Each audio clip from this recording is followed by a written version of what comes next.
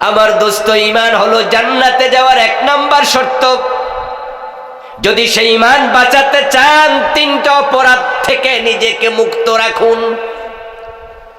Seriously আওয়াজটাকে নেন, seriously নেন আলোচনাকে। 3টা অপরাধ করলে ঈমান বাঁচে না, ঈমান মরে যায়। 1 নাম্বার অপরাধের নাম কুফর, 2 নাম্বার অপরাধের নাম শিরিক, 3 নাম্বার অপরাধের নাম নিফাক।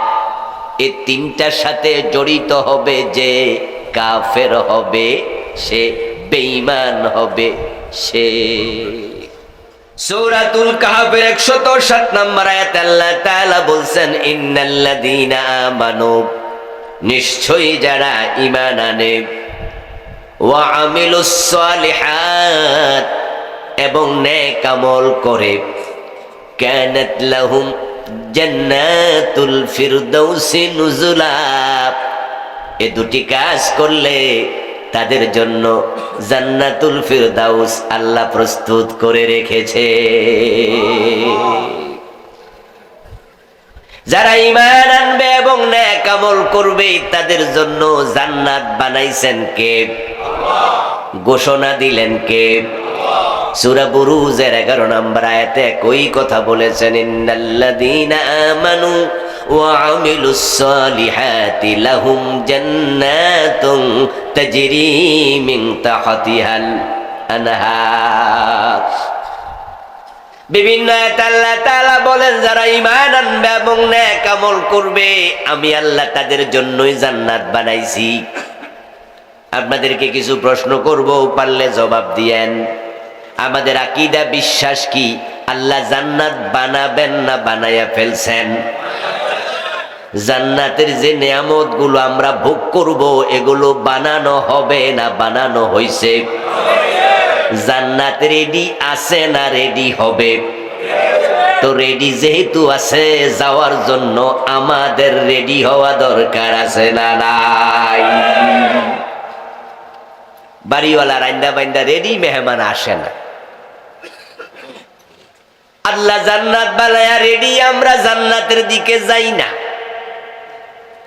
আমরা সবাই যাচ্ছি ব্যবসা বাণিজ্য, চাকরি বাকরি, টাকা পয়সায়, সমস্ত দুনিয়াদারির দিকে। এমন ব্যস্ত হইছি, ব্যবসা করতে করতে টাইম নাই, তাই এশারের নামাজটাও পড়ে না। দোকানদারদের মাঝে 5 ওয়াক্ত নামাজি দোকানদার কয়জন পাবেন? ও দোস্ত, রমাদান মাসে পর্যন্ত এরা এশারের নামাজ পড়ে না অধিকাংশ। আপনি অবাক হবেন, রমাদান যখন আসে, তামাম দুনিয়াতে ইবাদতের মৌসুম শুরু হয়। আল্লাহকে পাওয়ার জন্য মানুষ উমরায় দৌড়ায় মক্কায়। শেষ দশকে বসে যায় মসজিদে ইতিকাফে। লাইলাতুল কদর পাওয়ার জন্য বেজর রাতে পাগল হইয়া গামছা কোমরে বেঁধে ইবাদতে নামে। সারা রাত জেগে জেগে আল্লাহর কাছে দোয়া করে, নিজের গুনার ইস্তেগফার করে, তাওবা করে। আর বাজারে যায়া দেখবেন শহরগুলোতে ঈদের আগে দিয়া এমন জমজমাট মার্কেট চলতেছে, পাবলিক মসজিদে নামাজে ইতিকাফে বসেছে, মক্কায় চলে গেছে।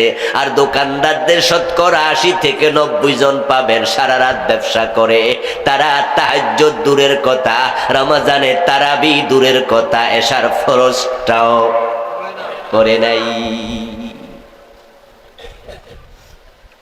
ও দোস্ত, নিজের টাকা সুদে লাগায়া বসে আছে, বরং সুদে যেই টাকাটা পাইছে ওইটা আবার সুদে লাগাইছে।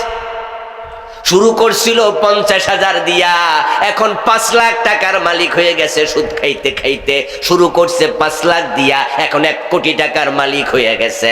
সেই লোক সুদ খাচ্ছে, গোশ খাচ্ছে, হারাম খাচ্ছে, বেনামাজি। এই মানুষগুলো জান্নাতের পথে দৌড়াচ্ছে না জাহান্নামের দিকে? অথচ আল্লাহ তো আমাদের জন্য জান্নাত বানাইছে, যাওয়ার জন্য প্রস্তুতি কই? নিজের মেয়েটা পর্দা ছাড়া কলেজে যায়, বোরকা পরে না। নিজের বউ বেপর্দা, স্কুলে যায়, টিচারি করে, ব্যাংকে চাকরি করে, হাসপাতালে যায়। নিজের বউ শ্বশুর বাড়ি চলে যায়, ওর না পড়ে কোন রকমে মাথার চুলগুলো খুলে দেহটা ঢেকে চলে যায়, পর্দার বালাই নাই। এমন বেপর্দা বউয়ের স্বামী, বেপর্দা মেয়ের বাবা আজকের মাহফিলে দুই একজন আছে না নাই? তোমার বউ, তোমার মেয়ে যদি বেপর্দায় চলে, তোমাকে জান্নাতের পথের পথিক ভাবি কেমনে?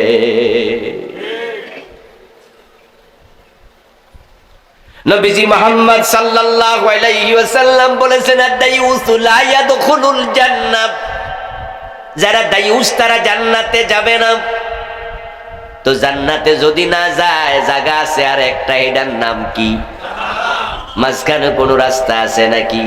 ফারিকুন ফিল জান্নাতি ওয়া ফারিকুন ফিস সাঈর। রাস্তা মাত্র দুটা, একটা জান্নাতের দিকে আর একটা জাহান্নামের দিকে। যারা আরাফে থাকবে তারাও এক পর্যায়ে সব জান্নাতি হবে। আরাফ থেকে আল্লাহ কাউকে জাহান্নামে দেবেন না, কারণ আল্লাহ রহমতের খেলাপ আচরণ করেন না। এখন যারা জান্নাতে যাবে না তারা জাহান্নামী, দায়ুসরা জাহান্নামী। এখন দায়ুসকে, আমাদের বাংলাদেশে মানুষ যখন কোনো মহিলাকে দেখে একটু উড়াধুরা চলে, একটু মহিলা কাউকে বেপরোয়া চলে, পরোয়া করে না, তখন আমরা বলি একটা দায়ুস বেডি, দায়ুস মহিলা। অথচ দায়ুস শব্দটা নারীবাচক শব্দই না। আদ-দায়ুসু লা ইয়াদখুলুল জান্নাহ, ইয়াদখুলু ওয়াহিদে মুযাক্কারের সিগা। মুযাক্কার মানে কি? মহিলা। আলেম ওলামারা কথা বলেন একটু, মুযাক্কার মানে পুরুষ না মহিলা? তো লা ইয়াদখুলু, রাসূল তো লা তাদখুলু বলেন নাই, বলছে আদ-দায়ুসু লা ইয়াদখুলুল জান্নাহ, মুযাক্কারের সিগা, দায়ুস হয় পুরুষ, দায়ুস জান্নাতে যাবে না। কিলা ইয়া রাসূলুল্লাহি ওয়া মাদ-দায়ুস। কোন একজন সাহাবী প্রশ্ন করলেন, ইয়া রাসূলুল্লাহ, দায়ুস কে? আমার নবী এবার জবাব দেন, দায়ুস হলো ওই ব্যক্তি লা ইউবালি মান ইয়াদখুলু ফি আহলিহি। তার পরিবারে কে আসলো, কে গেল, তার মেয়ে কার সাথে প্রেম করলো, তার বউটা বোরকা ছাড়া বাজারে গেল, দেবরের সাথে ডলাডলি ঘষাঘষি করলো, পর্দার বালাই নাই, বাবা হিসাবে, স্বামী হিসাবে সেগুলো কোনো পরোয়া করে নাই। মেয়েরে দিছে স্বাধীনতা, চল মন মতো, বউরে দিয়েছে স্বাধীনতা, চলো মন মতো। যেই বাবার মেয়ে পর্দা করে না সে বাবা দায়ুস। যে স্ত্রীর স্বামী পর্দা, যে স্বামীর স্ত্রী পর্দা করে না, স্ত্রীর কারণে স্বামী হলো দায়ুস। আর যারা দায়ুস হবে তারা জান্নাতে যেতে পারবে না। আল্লাহ তাআলা জান্নাত বানিয়ে অপেক্ষা করছেন। জান্নাতে যত নিয়ামত সব তিনি বানাইছে। জান্নাতে যে হুর আছে, গেলমান আছে, সেগুলো আল্লাহ বানায় ফেলছে। ওগুলোও বানাবে তা নয়, সব রেডি, 100তে 100% রেডি। নবীজি সাল্লাল্লাহু আলাইহি ওয়াসাল্লাম মেরাজের রাতে জান্নাতে গেছে, জান্নাতের নিয়ামত গুলো নিজের চোখে দেখেও এসেছেন।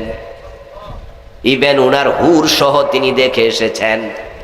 জান্নাতের হুরদেরকে রাসূল জান্নাতে গিয়ে দেখেন তারা গান গাইতেছে। ফেরেশতারা বলল, ইয়া রাসূলুল্লাহ, জান্নাত তো হেঁটে হেঁটে পরিদর্শন করলেন, জান্নাতের প্রাসাদ দেখলেন, তাবু দেখলেন, জান্নাতের নহর দেখলেন, গাছগাছালি দেখলেন, জান্নাতের অবারিত নিয়ামত আপনি নিজে দেখলেন। এখন জান্নাতের তাবুতে আল্লাহ যে পুরুষদের জন্য হুর বানাইছে, আপনি হুর কি দেখবেন না? আমার রাসূল বলেন, কেন নয়, আমাকে সেটাও দেখাও। দেখতে গিয়ে দেখেন হুরেরা দল বেঁধে ইসলামী সঙ্গীত গাচ্ছে। হুরেরা বলতেছেন, নাহনুল খালিদাতু ফালা নামুতু ওয়া নাহনুর রাদিয়াতু ফালা নাসখুতু ونحن الناعمات فلا نبأس طوبى لمن كان لنا وكنا له সুবহানাল্লাহ পড়েন। আমার বন্ধু হুর রেডি, গেলমান রেডি, প্রাসাদ রেডি, সব রেডি, যাওয়ার জন্য রেডি হন। এখন জান্নাতে যেতে হলে রেডি হওয়ার অর্থ কি? জামা কাপড় গাদ দিয়া গোসল টোসল কইরা চুল আশ্রাইবেন, এটা রেডি হওয়া? ওই যে সামনে পরীক্ষা, বাবা ছেলেরা কয় কিরে পরীক্ষার প্রস্তুতির খবর কি? কয় জি আব্বা কলম কিনা লাইছি, সাদা কাগজও রেডি, জ্যামিতি বক্স সহ যা দরকার সব রেডি। কয় লেখাপড়ার খবর কি? কয় এটা এখনো শুরু করি নাই।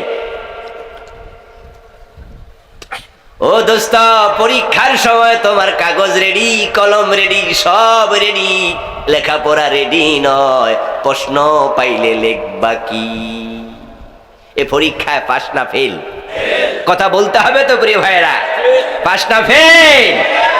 প্রস্তুতি মানি কাগজ কলম শুধু নয়, এটা প্রস্তুতির অংশ। মূল প্রস্তুতি হলো লেখাপড়া। এখন আমরা জান্নাতে গিয়ে কাঁঠাল খাবো, কষ্ট যেন না লাগে, মুছে তেল দিচ্ছি, কিন্তু আমলি জিন্দিগির কি খবর? নামাজ নাই, রোজা নাই, হজ নাই, যাকাত নাই, মুজবরও দাড়ি নাই, মাঝে মাঝে বিড়ি টানে, চান্স পাইলে গাঁজাও টানে। ও বেডো তোরা কান্দে নিয়ে জান্নাতে যাওয়ার জন্য রেডি, গান গাইতেছে আছেন আমার মুক্তার, আছেন আমার ব্যারিস্টার, শেষ বিচারের হাইকোর্টেতে তিনি আমায় করবেন পার, আমি পাপী তিনি জামিনদার, টুনটুনা টুনটুন। এই জাতীয় গান বাংলাদেশে আসেনি? এই গান গাওয়ার মতো কিছু গায়ক আছে না নাই? ওদের চিন্তা দেখছেননি? চিন্তা হলো আদালতে আখেরাতে আল্লাহ যখন হাকিম হবে, তাদের পীর বাবা জামিনদার হবে। আছেন আমার মুক্তার, আছেন আমার জামিনদার, শেষ বিচারের হাইকোর্টেতে তিনি আমায় করবেন ফার। দেখছেন প্রস্তুতি? পীর বাবার কাছে মুরিদি। ও দোস্ত, আল্লাহর জান্নাতে যাওয়ার প্রস্তুতি কি জানার প্রয়োজন আছে কিনা? যিনি জান্নাত বানালেন তিনি প্রস্তুতির কথাও জানালেন। সুবহানাল্লাহ। জান্নাতে যাওয়ার জন্য শর্ত হলো দুটা। দুই ধরনের প্রস্তুতি লাগবে। এক নাম্বার হলো ঈমান, দুই নাম্বার হলো নেক আমল। যার ঈমান থাকবে না সে কোনোদিন জান্নাতে যেতে পারবে না। নিয়তের উপরে ডিপেন্ড করবে। হুজুরের কণ্ঠ কেমন, হুজুরের চেহারা কেমন, এগুলো দেখতে যারা আসছে তাদের কি সওয়াব হবে? কিন্তু সওয়াব যদি নাও হয়, মাহফিলে লোকজন যতক্ষণ বসে থাকে ততক্ষণ কোনো গুনার কাজ হয় না। সুবহানাল্লাহ। আলহামদুলিল্লাহ পড়ে সাথে সাথে আল্লাহ তাআলা আকাশ এবং জমিনের মাঝখানে যে ফাঁকা জায়গা আছে ওই পরিমাণ সওয়াব তার আমলনামার মাঝে লিখে দেন। সুবহানাল্লাহ। আমাদের সওয়াব প্রয়োজন আছে না নাই? কি যে দরকার, এটা আখিরাত আল্লাহর সামনে গেলে টের পাবেন। একবার সুবহানাল্লাহ বললে যে সওয়াব হতো অতটুকু সওয়াব কম, তাই জাহান্নামী হবে লোক। আর অতটুকু তো বিশাল ব্যাপার। রাসূলুল্লাহ সাল্লাল্লাহু আলাইহি ওয়াসাল্লাম বলেছেন, আল্লাহ যখন মানুষের আমল ওজন করবেন তখন দেখা যাবে উকুনের ডিম পরিমাণ সওয়াব কম, তাই তার নেকের পাল্লা হালকা, ওটুকু কমের কারণে লোক জাহান্নামী হবে। উদাহরণটা দেখছেননি? কিসের পরিমাণ বললো? এই ভাই বলেন না কথাবার্তা। উকুনের ডিম।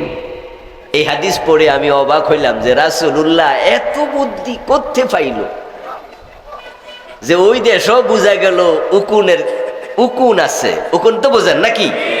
উকুনের কি হয়? ডিম হয়। ওরে বাবারি। আচ্ছা, উকুনের ডিম আপনারা কোনোদিন কিছু দেখছেননি? এটা কি খুঁজে পাওয়া যাবে? কারণ উকুন তো এমন ছোট, হেরে তো খুঁজে পাওয়া যায় না। কিছু উকুন আছে যারা চোখ একবারে ধারালো পাওয়ারফুল চোখ, তারা ছাড়া চুলের গোড়ার উকুনটা খুঁজে পাওয়া যায় না। এত ছোট উকুন, ওইটা চুলের গোড়া আঙ্গুল দিয়া টান দিয়া তারপরে আইনা নখের মাঝে রাখলেও টের পাওয়া যায় না, চাপ দিলে ফোড়ে, তখন বুঝছে মরছে। আচ্ছা, উকুন যদি এত ছোট হয়, তার ডিমের খবর কি? রাসূলুল্লাহ কি উদাহরণ দিলেন, বললেন উকুনের ডিম পরিমাণ সওয়াব কম, তাই লোকটা জাহান্নামী হয়ে যাবে। আল্লাহর বক্তব্য, ফাআম্মা মান খাফফাত মাওয়াজিনুহু ফাউম্মুহু হাবিয়া, যার নেকের পাল্লা হালকা হলো সে জাহান্নামী হবে। এটা হলো কোরআনের আয়াত। ও বেটার আমল নামায় এত কম ঝামেলা, উকুনের ডিম পরিমাণ সওয়াব যদি থাকতো তাহলে তার পাল্লাটা সমান সমান হতো। সমান সমান যাদের আমলের পাল্লা হবে তারা কিন্তু জান্নাত পাবে না। জান্নাত পাওয়ার জন্য আমলের পাল্লা ভারী হওয়া লাগবে। ফাম্মা মান সাকুলাত মাওয়াজিনুহু ফাহুয়া ফি ঈশাতির রাদিয়া। এই আয়াতগুলো পারেন না? আল্লাহ তাআলা বলছেন যার নেকের পাল্লা ভারী হবে সেই জান্নাতে যাবে। তাহলে নেকের পাল্লা ভারী জান্নাতি, নেকের পাল্লা হালকা জাহান্নামী, নেকের পাল্লা সমান। তার জন্য আরেকটা জায়গা আছে, এটার নাম হলো আরাফ। কি নাম? এ নামে কোরআনে একটা সূরা আসেনি, সূরাতুল আরাফ। যাদের আমল নামা সমান হবে সেদিন তারা আফসোস করে বলবে, হায় রে, আমি সামান্য যদি উকুনের ডিম পরিমাণ নেক বেশি হতো তাহলে আমি আরাফে থাকা লাগতো না, জান্নাত পেয়ে যেতাম নগদ। আল্লাহ তাআলা কোরআন মাজিদে সূরা আরাফের মাঝে আলোচনা করছেন, আরাফে এমন কিছু মানুষ থাকবে যারা জান্নাতও পাবে না, জাহান্নামও পাবে না। তারা ডান দিকে তাকালে জান্নাত দেখতে পাবে। জান্নাতের নেয়ামত দেখে তারা আল্লাহর কাছে বলবে, আল্লাহ আমাকে সেখানে পৌঁছিয়ে দাও। বাম দিকে তাকালে তারা জাহান্নাম দেখতে পাবে। জাহান্নামের শাস্তি দেখে আল্লাহর কাছে আশ্রয় চাইবে, আল্লাহ আমাকে সেখানে দিও না। ওই মানুষগুলো সেদিন বলবে, হায় রে, যদি একটা বার বেশি সুবহানাল্লাহ দুনিয়ায় থাকতে বলতাম, আজকে আরাফে থাকা লাগতো না। আমার ভাইরা, আপনারা এবার একটু আওয়াজ দিয়ে বলেন তো, সওয়াব দরকার আছে না? না, মানুষ সেদিন টের পাবে সওয়াবের দাম যে কত বেশি। এজন্য আমি বলবো, আজকে মাইকের আওয়াজ যাদের কান পর্যন্ত যাচ্ছে তাড়াতাড়ি মাহফিলে চলে আসেন। এখানে নগদ অনেক সওয়াব পাওয়া যায়। কমপক্ষে আমার 1 ঘন্টা সোয়া ঘন্টার আলোচনায় আমরা সুবহানাল্লাহ আলহামদুলিল্লাহ 20-30 বার কমু না? কম এইটুকু বলবি পর্যন্ত বলেই তো ফেলছেন অনেকবার। আর যাদের নিয়ত ভালো, আপনি মাহফিলে এসেছেন কোরআন হাদিস শিখার জন্য, জানার জন্য, বুঝার জন্য, মানার জন্য। এমন কিছু লোক আছে না নাই যে হুজুর থেকে কিছু কথা শিখবো, জানবো, আমল করবো। ওই মানুষগুলো যখন থেকে ঘর থেকে বের হয়েছেন তখন থেকে আমল নামা সওয়াব লেখা শুরু হয়ে গেছে।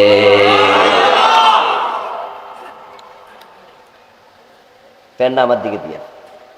قال رسول الله صلى الله عليه وسلم, প্রয়োজনে ঘুরাই দেন, মুভিংটা দেন।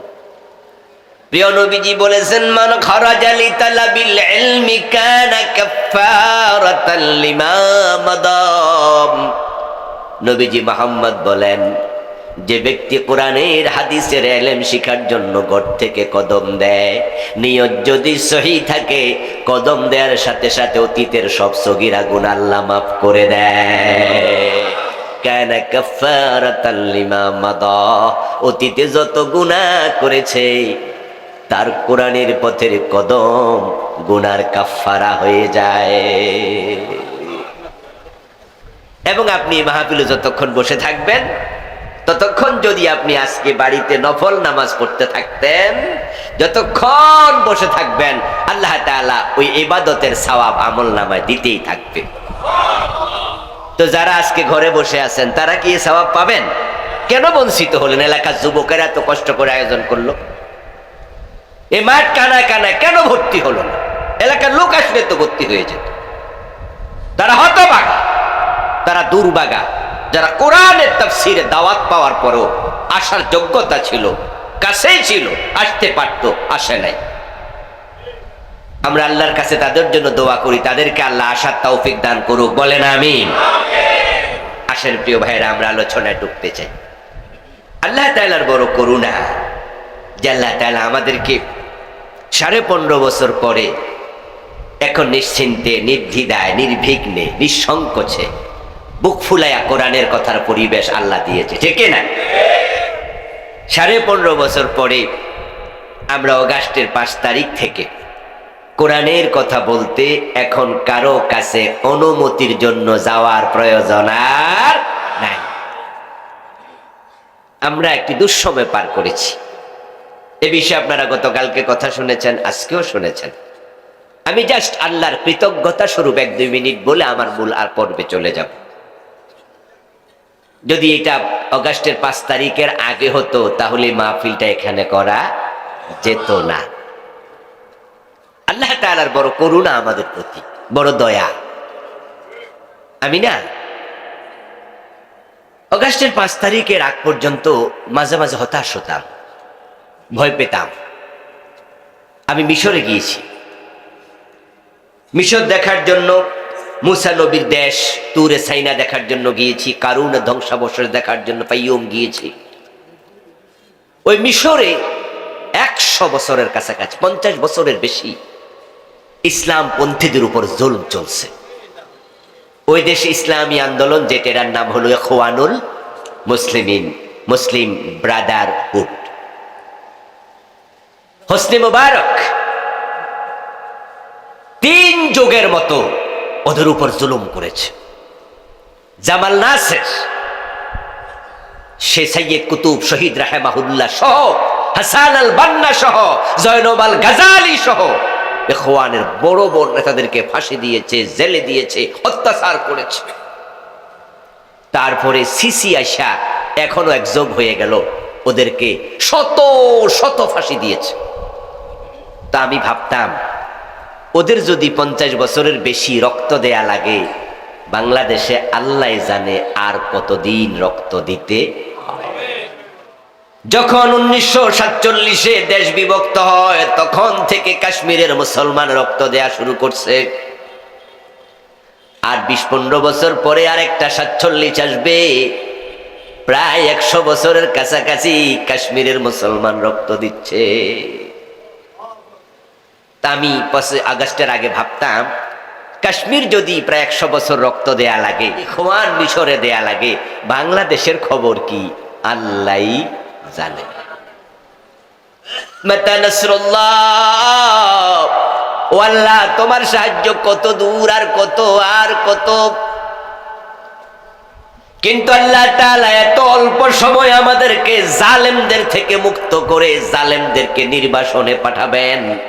আল্লাহ যে এত বড় দয়া করবেন এটা কল্পনাও করতে পারি নাই। যে মাত্র 15 বছরে আমরা জালেম থেকে মুক্ত হয়ে গেলাম। এখন আমরা মাহফিল করতে অনুমতি লাগে না, ঠিক না? এখন বরং কোরআনওয়ালারা মাথা ফুলিয়ে, বুক ফুলিয়ে, মাথা উঁচু করে চলে।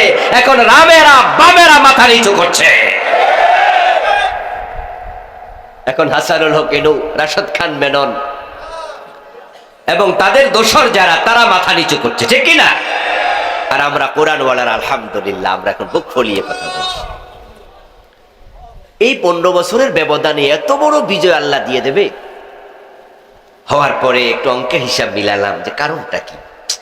এত অল্প সময় আল্লাহ তাআলা আমাদেরকে এভাবে সাহায্য করে ফেললেন। পরে যেটা বুঝে আসলো, জানি না আপনারা একমত হবেন কিনা, হয়তো একমত হবেন। কারণ হচ্ছে যার কেউ নাই তার কে থাকে। এমন একটি কথা বাংলায় আছে না, যার কেউ নাই তার আছে আল্লাহ। ফিলিস্তিনের চারপাশে মুসলমান রাষ্ট্র, কাশ্মীরের পাশেই আছে পাকিস্তান নামক পরমাণু শক্তিধর মুসলিম রাষ্ট্র। মিশরের চারপাশে সবগুলো রাষ্ট্র মুসলিম রাষ্ট্র, কিন্তু বাংলাদেশ এমন জায়গায়, আমরা ইন্ডিয়ার ফ্যাটের ভিতরে, আমাদের সাহায্য করবে, একটা সুই পাঠাবে, এমন জায়গাও নাই। আমি ধামতি আলিয়া মাদ্রাসায় কামেল পাশ করছি। তো আমাদের একজন ওস্তাদ ক্লাসে মজা করে বলছেন, জামাল হুজুর মারা গেছে, আল্লাহ জান্নাত নসিব করুক, বলেন আমিন। আজকে মাহফিল আমার ক্লাসমেট আছে, ওই যে নেয়ামত আমার ক্লাসমেট, এরপরে মিজান ভাই আছে আমার 1-2 বছরের জুনিয়র, ওই যে আরেক ভাই আছে, আমার পরিচিত এখানে অনেকে আছে, আমরা একসাথে ধামতি পড়েছি। মাওলানা জামাল হুজুর মারা গেলেন। হুজুর মজা করে বলতো, বাংলাদেশ এমন জায়গা অবস্থিত, 3 দিকে ভারত, একদিকে ইন্ডিয়া। তো আমরা একটু বলতাম, হুজুর 3 দিকে ভারত, একদিকে ইন্ডিয়া মানে কি? হুজুর বলতো, শোনো, 3 দিকে ভারতের স্থলভূমি, আরেক দিকে জলভূমি, কারণ যেখানে বঙ্গোপসাগর শেষ সেখান থেকে ভারত মহাসাগর শুরু, এর মানে পানি দিয়া ফলানোর জায়গাও নাই। এই দেশটার চারদিক থেকে হিন্দু পরিবেষ্টিত দেশ দিয়ে আমরা আছি। আমাদের সাহায্য করার জন্য পৃথিবীর কোনো মুসলিম রাষ্ট্র নাই। সামান্য একটু আছে মায়ানমার, ওরাও মুসলমান না, বরং মুসলমানদের জবাই করে। ঠিক নয় কি? ঠিক নয় কি? সীমান্ত একটু মায়ানমারে আছে, হেরাও ভাইলে জবাই করে নেবে। এই জন্য আল্লাহ তাআলা তাকায়া দেখছে যে বাংলাদেশে বড় বড় আলেমদের ফাঁসি দিচ্ছে, আল্লামা সাইদির মতো লোকের জেলে দিছে, জোনায়েদ বাবুনগরীর মতো লোককে লুজ বানিয়ে ফেলেছে, 2 হাঁটু অচল করে দিয়েছে। মামুনুল হক ভাইকে তার বউ দিয়া ধর্ষণের মামলা করে অপমান করতে চেয়েছে। হেফাজতে 5ই মে গুলি কইরা আলেমদের রক্তে জমিন লাল করে ফেলেছে। সাহায্য কে করবে? জমিন তো নাই, সব তো কাফের পরিবেষ্টিত। এই জন্য আমাদেরকে আসমান থেকে সরাসরি সাহায্য করেছেন কে? যে আল্লাহ তাআলা এত বড় সাহায্য করলেন, আমরা এখন উন্মুক্ত বিহঙ্গের মতো উড়ে বেড়াচ্ছি, তাম বাংলাদেশে মাহফিল করতেছি। এমন জায়গায় মাহফিল হয় যেখানে গত 15 বছরে কোনো মাহফিল হয় নাই।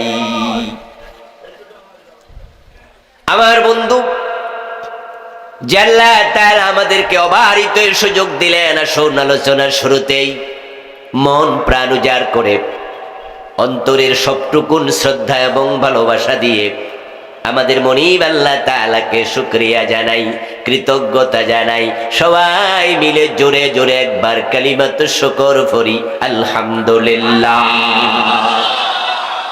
আমার প্রিয় ভাইরা, আমি আপনাদের সম্মুখে পবিত্র কোরআন মাজিদ থেকে সূরাতুল কাহফের 107 এবং 108 দুটি আয়াতে কারিমা তিলাওয়াত করেছি। প্রিয় নবীজি মুহাম্মদ সাল্লাল্লাহু আলাইহি ওয়াসাল্লামের পবিত্র মুখ অনুসৃত একখানা ছোট্ট হাদিসে নববী পাঠ করেছি।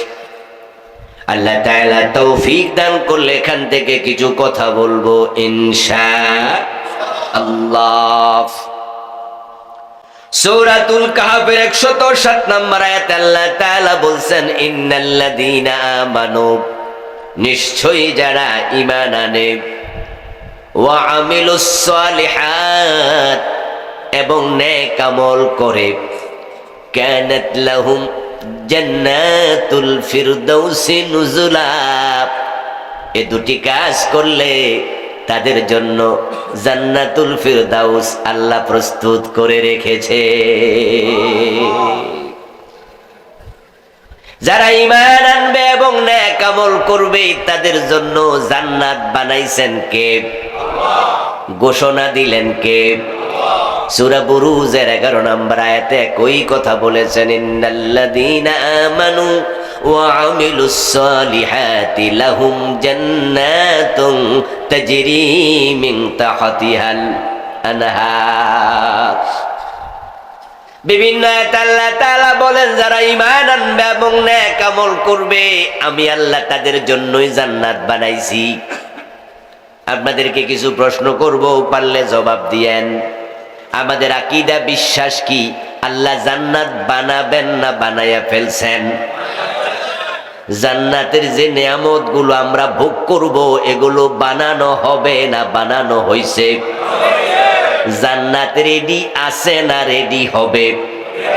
তো রেডি যেহেতু আছে, যাওয়ার জন্য আমাদের রেডি হওয়া দরকার আছে না নাই? বাড়িওয়ালা রাইন্দা বাইন্দা রেডি, মেহমান আসে না।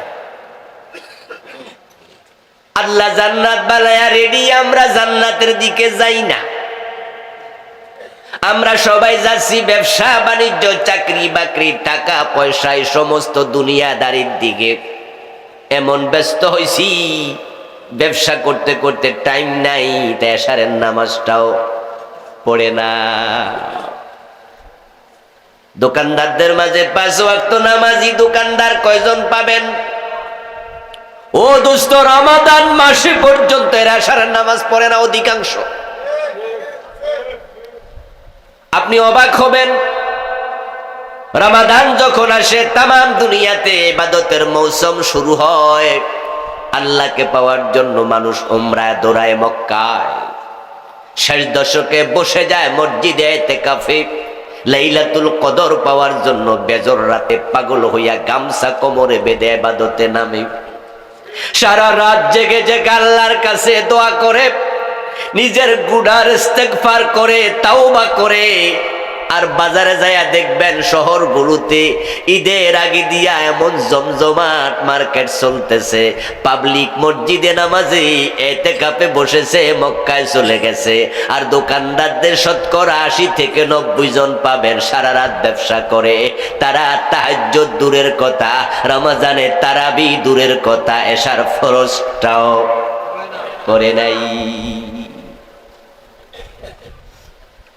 ও দোস্ত, নিজের টাকা সুদে লাগায়া বসে আছে, বরং সুদে যেই টাকাটা পাইছে ওইটা আবার সুদে লাগাইছে।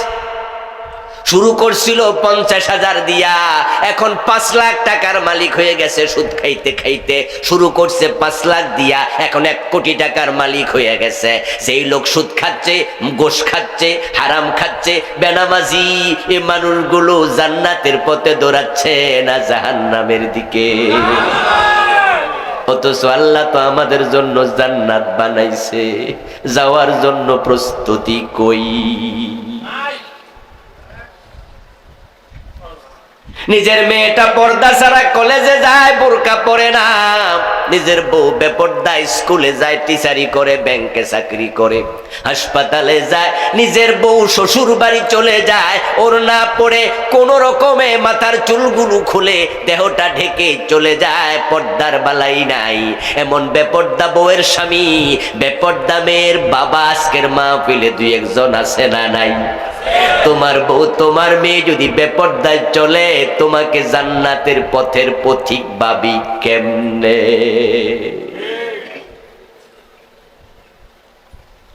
নবীজি মুহাম্মদ সাল্লাল্লাহু আলাইহি ওয়াসাল্লাম বলেছেন, আদ-দায়ুসু লা ইয়াদখুলুল জান্নাহ।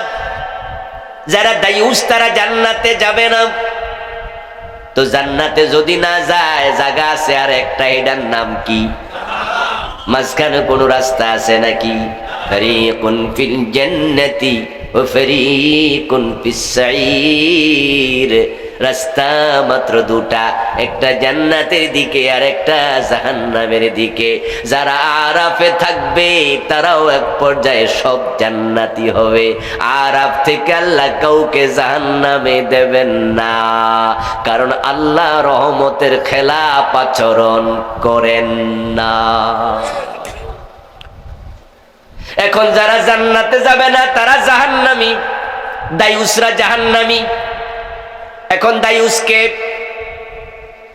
আমাদের বাংলাদেশে মানুষ যখন কোনো মহিলাকে দেখে একটু উড়াধুরা চলে, একটু মহিলা কাউকে বেপরোয়া চলে, পরোয়া করে না, তখন আমরা বলি একটা দায়ুস বেডি, দায়ুস মহিলা। অথচ দায়ুস শব্দটা নারীবাচক শব্দই না। আদ-দায়ুসু লা ইয়াদখুলুল জান্নাহ, ইয়াদখুলু ওয়াহিদে মুযাক্কারের সিগা। মুযাক্কার মানে কি? মহিলা। আলেম ওলামারা কথা বলেন একটু, মুযাক্কার মানে পুরুষ না মহিলা? তো লা ইয়াদখুলু, রাসূল তো লা তাদখুলু বলেন নাই, বলছে দায়ুস লা ইয়াদখুলুল জান্নাহ, মুযাক্কার সিগা, দায়ুস হয় পুরুষ, দায়ুস জান্নাতে যাবে না। কিলা ইয়া রাসূলুল্লাহি ওয়া মাদ দায়ুস, কোন একজন সাহাবী প্রশ্ন করলেন, ইয়া রাসূলুল্লাহ দায়ুস কে? আমার নবী এবার জবাব দেন, দায়ুস হলো ওই ব্যক্তি লা ইউবালি মান ইয়াদখুলু ফি আহলিহি, তার পরিবারে কে আসলো কে গেল, তার মেয়ে কার সাথে প্রেম করলো, তার বউটা বোরকা ছাড়া বাজারে গেল, দেবরের সাথে ডলাডলি ঘষাঘষি করলো, পর্দার বালাই নাই, বাবা হিসাবে স্বামী হিসাবে সেগুলো কোনো পরোয়া করে নাই, মেয়েরে দিছে স্বাধীনতা চল মন মতো, বউরে দিয়েছে স্বাধীনতা চলো মন মতো। যেই বাবার মেয়ে পর্দা করে না সে বাবা দায়ুস। যে স্ত্রীর স্বামী পর্দা, যে স্বামীর স্ত্রী পর্দা করে না, স্ত্রীর কারণে স্বামী হলো দায়ুস। আর যারা দায়ুস হবে তারা জান্নাতে যেতে পারবে না। আল্লাহ তাআলা জান্নাত বানিয়ে অপেক্ষা করছেন, জান্নাতে যত নিয়ামত সব তিনি বানাইছে। জান্নাতে যে হুর আছে, গেলমান আছে, সেগুলো আল্লাহ বানায় ফেলছে, ওগুলো বানাবে তা নয়, সব রেডি, 100% রেডি। নবীজি সাল্লাল্লাহু আলাইহি ওয়াসাল্লাম মেরাজের রাতে জান্নাতে গেছে, জান্নাতের নিয়ামত গুলো নিজের চোখে দেখেও এসেছেন, ইভেন উনার হুর সহ তিনি দেখে এসেছেন। জান্নাতের হুরদেরকে রাসূল জান্নাতে গিয়ে দেখেন তারা গান গাইতেছে। ফেরেশতারা বলল, ইয়া রাসূলুল্লাহ, জান্নাত তো হেঁটে হেঁটে পরিদর্শন করলেন, জান্নাতের প্রাসাদ দেখলেন, তাবু দেখলেন, জান্নাতের নহর দেখলেন, গাছগাছালি দেখলেন, জান্নাতের অবারিত নিয়ামত আপনি নিজে দেখলেন। এখন জান্নাতের তাবুতে আল্লাহ যে পুরুষদের জন্য হুর বানাইছে, আপনি হুর কি দেখবেন না? আমার রাসূল বলেন, কেন নয়, আমাকে সেটাও দেখাও। দেখতে গিয়ে দেখেন হুরেরা দল বেঁধে ইসলামী সঙ্গীত গাচ্ছে। হুরেরা বলতেছেন, নাহনুল খালিদাতু ফালা নামুতু ওয়া নাহনুর রাদিয়াতু ফালা নাসখুতু ওয়া নাহনুন নাইমাতু ফালা নাবআসু তুবা লিমান কানা লানা ওয়া কুন্না লাহু। সুবহানাল্লাহ পড়েন। আমার বন্ধু হুর রেডি, গেলমান রেডি, প্রাসাদ রেডি, সব রেডি, যাওয়ার জন্য রেডি হন। এখন জান্নাতে যেতে হলে রেডি হওয়ার অর্থ কি? জামা কাপড় গাদ দিয়া গোসল টোসল কইরা চুল আশ্রাইবেন, এটা রেডি হওয়া? ওই যে সামনে পরীক্ষা, বাবা ছেলেরা কয়, কিরে পরীক্ষার প্রস্তুতির খবর কি? কয়, জি আব্বা কলম কিনা লাইছি, সাদা কাগজও রেডি, জ্যামিতি বক্স সহ যা দরকার সব রেডি। কয় লেখাপড়ার খবর কি? কয় এটা এখনো শুরু করি নাই। ও দোস্ত, পরীক্ষার সময় তোমার কাগজ রেডি, কলম রেডি, সব রেডি, লেখাপড়া রেডি নয়, প্রশ্ন পাইলে লিখবা কি? এ পরীক্ষায় পাস না ফেল? কথা বলতে হবে তো প্রিয় ভাইরা, পাস না ফেল? প্রস্তুতি মানি কাগজ কলম শুধু নয়, এটা প্রস্তুতির অংশ। মূল প্রস্তুতি হলো লেখাপড়া। এখন আমরা জান্নাতে গিয়ে কাঁঠাল খাবো, কষ্ট যেন না লাগে, মুছে তেল দিচ্ছি, কিন্তু আমলি জিন্দিগির কি খবর? নামাজ নাই, রোজা নাই, হজ নাই, যাকাত নাই, মুজবর দাড়ি নাই, মাঝে মাঝে বিড়ি টানে, চান্স পাইলে গাঁজাও টানে। ও বেডা তো তোরা কান্দে নিয়ে জান্নাতে যাওয়ার জন্য রেডি, গান গাইতেছে, আছেন আমার মুক্তার, আছেন আমার ব্যারিস্টার, শেষ বিচারের হাইকোর্টেতে তিনি আমায় করবেন পার, আমি পাপী তিনি জামিনদার, টুনটুনা টুনটুন। এই জাতীয় গান বাংলাদেশে আসেনি? এই গান গাওয়ার মতো কিছু গায়ক আছে না নাই? ওদের চিন্তা দেখছেননি? চিন্তা হলো আদালতে আখেরাতে আল্লাহ যখন হাকিম হবে, তাদের পীর বাবা জামিনদার হবে। আছেন আমার মুক্তার, আছেন আমার জামিনদার, শেষ বিচারের হাইকোর্টেতে তিনি আমায় করবেন ফার। দেখছেন প্রস্তুতি, ওই পীর বাবার কাছে মুরিদি। ও দোস্ত, আল্লাহর জান্নাতে যাওয়ার প্রস্তুতি কি জানার প্রয়োজন আছে কিনা? যিনি জান্নাত বানালেন তিনি প্রস্তুতির কথাও জানালেন। সুবহানাল্লাহ। জান্নাতে যাওয়ার জন্য শর্ত হলো দুটা। দুই ধরনের প্রস্তুতি লাগবে। এক নাম্বার হলো ঈমান, দুই নাম্বার হলো নেক আমল। যার ঈমান থাকবে না সে কোনোদিন জান্নাতে যেতে পারবে না। বাংলাদেশে দৈন্যতা সবচেয়ে বেশি যেটার, সেটা হলো ঈমানের।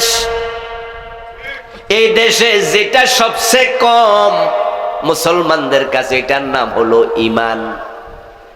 এই দেশের মুসলমানদের কাছে যেটা সবচেয়ে বেশি নাই, এটা হলো ঈমান।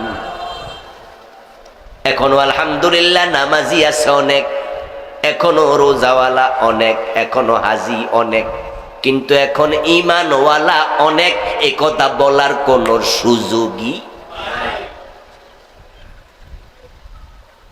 আলহামদুলিল্লাহ এখনো শুক্রবারে জুমার দিন দেখবেন মসজিদে দোতলা যে মসজিদ আছে ভরে যায়। ঢাকা শহরে গেলে তো 5 তালা মসজিদও ভরে যায়। আমি উত্তর এক মসজিদে জুমা পড়াই, 2 জুমা, 5 তলা মসজিদ আমার। ওখানে 12:30 থেকে ফোনে 1টার ভিতরে 5 তলা ক্লোজ। তারপরে এবার রাস্তা দাঁড়াইতে দাঁড়াইতে চলে যায় আধা মাইল দূর পর্যন্ত। বাইতুল মুকাররমে গেলে দেখবেন দক্ষিণ গেট, উত্তর গেট, রোদের মাঝে মানুষ নামাজ পড়ে। নামাজির অভাব নাই আলহামদুলিল্লাহ। রমাদানে রোজাওয়ালাও অভাব হয় না। আর বাংলাদেশে হজের সময় কোটা পায় 1,10,000 20,000, আর হাজি লাইনে থাকে আরো বেশি। ইদানিং টাকাটা বেশি বাড়াইছে, যার কারণে একটু ঝামেলা। কিন্তু আমরা আগে দেখছি কোটা পূরণের জন্য 2 বছর আগে রেজিস্ট্রেশন করা লাগতো, না হয় লাইনে পায় না। এই হাজিদের মাঝে বেঈমানের অভাব নাই, এই নামাজিদের মাঝে মুশরিকের অভাব নাই, এই রোজাওয়ালার মাঝে কাফেরের অভাব নাই। যেই বেটা মুশরিক, যে বেটা কাফের, তার ঈমান আছে না গেছে? নবীজি মুহাম্মদ সাল্লাল্লাহু আলাইহি ওয়াসাল্লাম 1450 বছর আগে বলে গেছেন, ইয়াতি আলান নাসি জামানুন ইয়াজতামিউনা ফিল মাসাজিদি লাইসা ফীহিম মুমিনুন। এমন একটা জামানা আসবে যে জামানার মানুষগুলো মসজিদে জামাতের সাথে নামাজ পড়বে, কিন্তু একজনেরও ঈমান থাকবে না।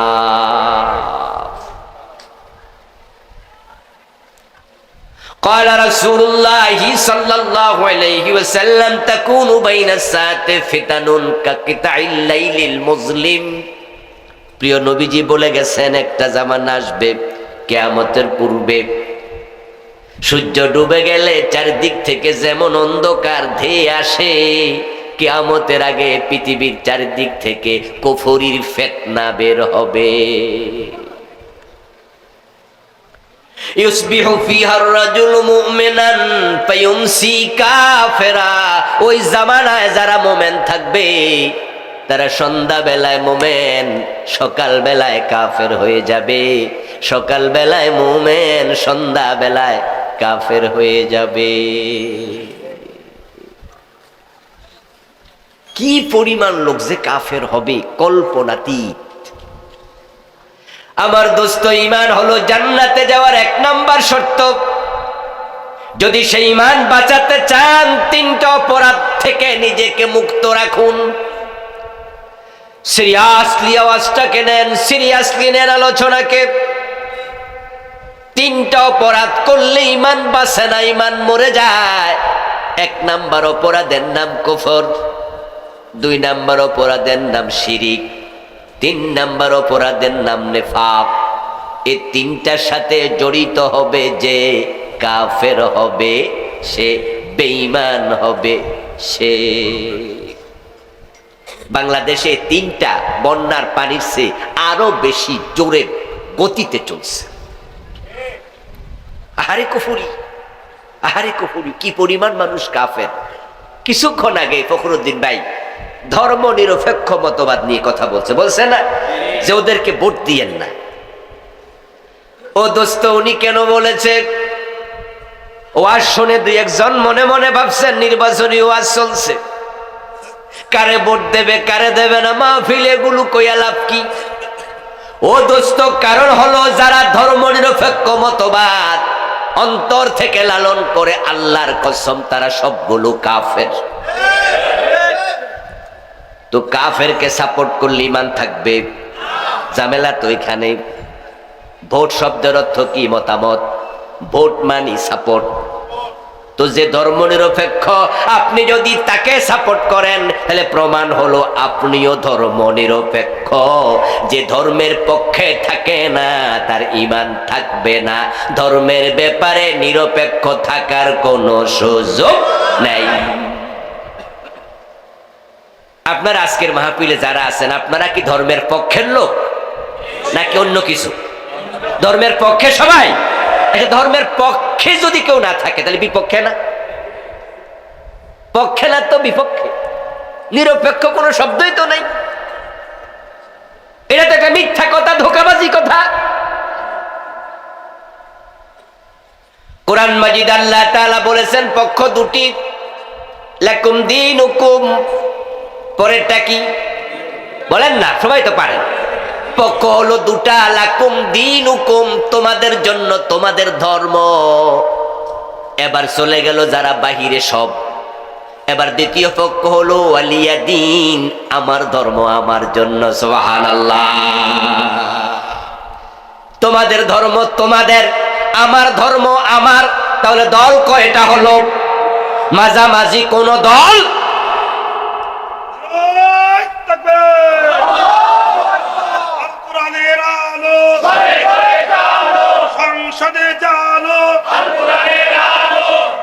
আমার প্রিয় বন্ধু, ধর্ম নিরপেক্ষতাকে ইংরেজিতে বলে সেকুলারিজম।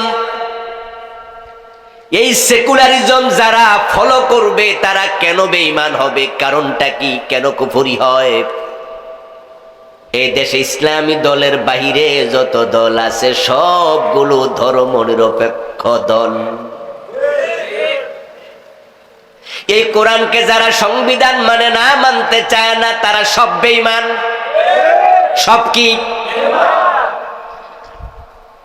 আপনি এই কোরআনকে সংবিধান মানতে বাধ্য। এটা মানলে ঈমান থাকে, না মানলে ঈমান নাই। আল্লাহ তাআলা বলেন, ওমান লাম ইয়াহকুম বিমা আনজালাল্লাহু ফাউলাইকা হুমুজ জালিমুন ফাউলাইকা হুমুল ফাসিকুন ফাউলাইকা হুমুল কাফিরুন। এ কোরআন আমি অবতীর্ণ করেছি, এটাকে যারা বিচারক হিসাবে না মানবে, আইনের বই হিসাবে না মানবে, ফয়সালা দানকারী না মানবে, তারা ফাসিক, তারা জালেম, তারা কাফের। যারা ধর্ম নিরপেক্ষ মতবাদ মানে তারা কি কোরআনকে ফয়সালাকারী মানে, আদালতের বিচারক হিসাবে মানে? তারা বিচার করছে ডক্টর কামাল মিয়ার লিখিত সংবিধান দিয়া। ব্রিটিশ আইনে লিখিত বাংলাদেশের সংবিধান, চোর ধরে জেলে দাও। আর আল্লাহর আইন হলো চোর ধরে হাত কেটে দাও। 53 বছরের বাংলাদেশ আল্লাহর আইনে চলে না, ব্রিটিশ আইনে চলে। তো ব্রিটিশ আইন মানলে আপনি মুমিন হলেন কেমনে? قال رسول الله صلى الله عليه وسلم المؤمن كالجمل الأنف حيثما قيد انقاد। রাসূলুল্লাহ বলছেন, যখন কেউ মুমিন হয় সে হয়ে যায় সে ওটের মতো, যে ওটের নাকের ভিতর মালিক রশি ঢুকাইয়া দিছে। রশি টানে যেদিকে কদম দেবে সেদিকে। ঈমান আনার পরে আল্লাহ এবং রাসূলের কথার বাহিরে কদম দেওয়ার কোনো অধিকার আর থাকবে না। আল্লাহ তাআলা বলছেন মা কানা লিল মুমিনিন ওয়ালা মুমিনা ইযা কাদাল্লাহু ওয়া রাসূলুহু আমরা আন ইয়াকুনা লাহুমুল খিয়ারাতু মিন আমরিহিম। আপনি কি ভাবছেন কালেমা লা ইলাহা ইল্লাল্লাহ মক্তবে পড়েছেন আপনি মুমিন? আপনি ভুলের ভিতরে আছেন দোস্ত। লা ইলাহা ইল্লাল্লাহ এই কালেমা গিরিশচন্দ্র সেনও পড়েছে, কিন্তু মুমিন হতে পারে নাই। যারা কাদিয়ানি তারা কি মুমিন না কাফের?